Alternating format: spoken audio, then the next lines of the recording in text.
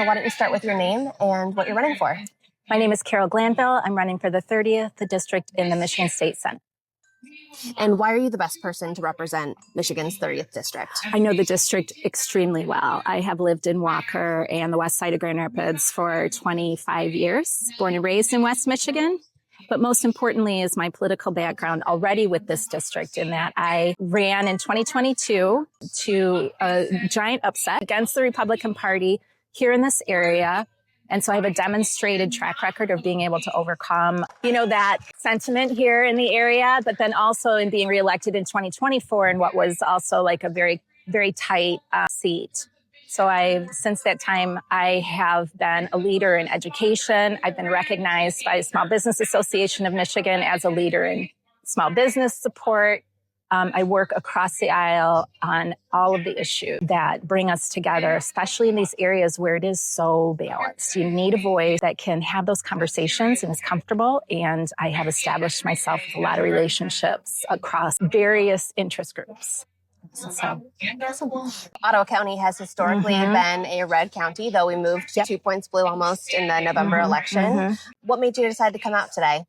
Well, as I said, in 2022, I had so much great support from Ottawa County, even though I was not running to support or, to represent in Ottawa. I do live right across the line into Kent County. And so I feel like Ottawa County is, kind of my second home.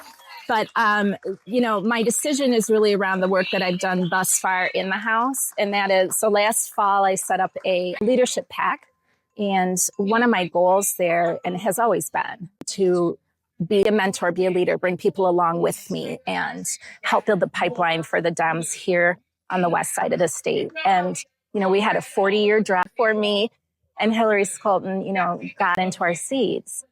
And so we need to re-energize, we need to rebuild. And I am working to do that already with the leadership PAC I have, investing in more local races, really reaching out to our university communities as well to engage younger activists or voters or politically minded folks so that they can learn and grow. And so I feel like running for this seat is a way to open up that pipeline a little bit and let the next person come in, and then their circle will influence more. So it's really not just about, stepping into a seat that we can win and we need to win, but also, like you said, to help keep that pipeline flowing and get more folks in behind us. Awesome. And if elected, how will you support the Latino community in West Michigan? Pues tengo mucha experiencia con esta comunidad.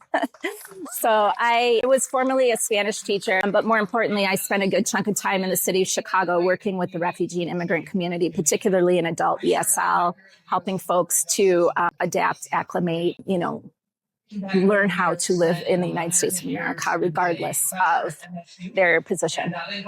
And so I have a deep understanding of that process, how folks come to America, what that means for them and why, and how we can help move them forward. I also spent some time working for the Hispanic Chamber of Commerce, West Michigan Hispanic Chamber of Commerce, doing business development, helping to design bilingual curriculum for business development.